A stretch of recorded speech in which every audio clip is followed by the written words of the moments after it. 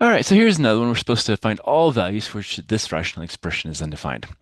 All right, so if we think about this, we have z squared plus 7 is going to be our denominator. So basically, any value of z, if we put in a plus or a minus, what's going to happen? Well, when we square it, it becomes plus. When we square that, it becomes plus. So this is just kind of like the z, and this is the z squared.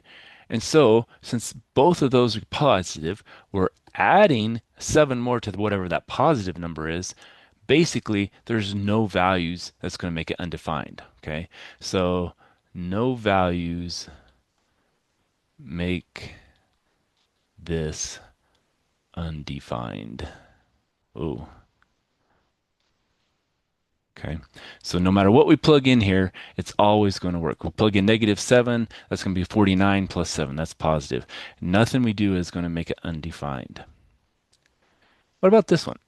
Find the values of this one that make it undefined. Well, this one's not so easy. We have to go back and we have to think about, okay, what are the factors here? Well, if I think about this, the factors of 5 and 6 to add to 11 are going to be 5 and 6. So I'm going to say, well, that's going to be a 5z and a z. And I better put a 6 here and a 1 here. They're both going to be minus. So that's going to be minus 6z, minus 5z. So that's going to be a minus 11. And that's going to be a plus 6. So that looks to be the answer. So now what we have to do is we have to take each of those terms, this one and this one, and set them equal to 0 using the zero product rule. And we'll take z minus 1 equals 0. So if we add 1, z equals 1 is one of them. Now here we add 6.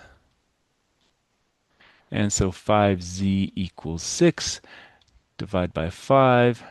So z equals 6 over 5.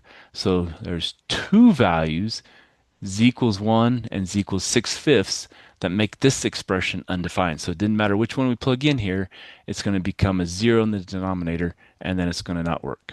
Okay? All right, let's stop there and we'll come back for some more.